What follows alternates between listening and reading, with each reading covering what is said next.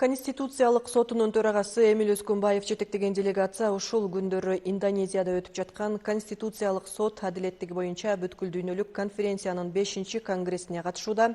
Иш-чарага 98 өлкөнүн делегациясы келип, 5 өлкө негизги баяндамачы болду. Анын ичинде Кыргызстан дагы бар. 5-октябрда Эмиль Өскөнбаев тынчтыкты турукташтырууда Конституциялык соттордун ролун чектөө аттуу сессиясында негизги баяндамачылардын бири болуп чыкты.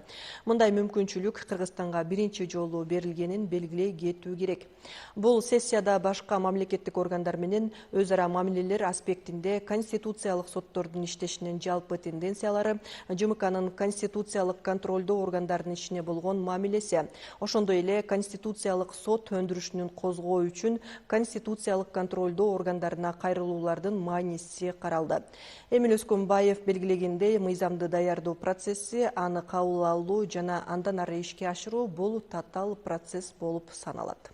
Если взять в качестве примера Конституционный суд Конституциялык соттун ролун жалпыга маалымдоо каражаттары сын калганы бул табигый нерсе. Көптөгөн өлкөлөрдө, анын ичинде Кыргызстанда да өз оюн эркин билдирүү, сөз жана басма сөз эркиндиги Конституция менен жарыяланган. Мисалы, Конституциялык сотунун чечимдери коомдо оң да терс да реакцияны жаратат. Коом тарабынан мындай баалоо табигый нерсе. Анткени бул кайтарым байланыштын бир түрү. Конституциялык сот өндүрүшүн жүзөгө ашыруу процессинде жана ал аяктагандан кийин орун алган соттук көрүнүштөргө карабастан конституциялык юстиция органдарына коомдук ишеним тынымсыз өсүп турат.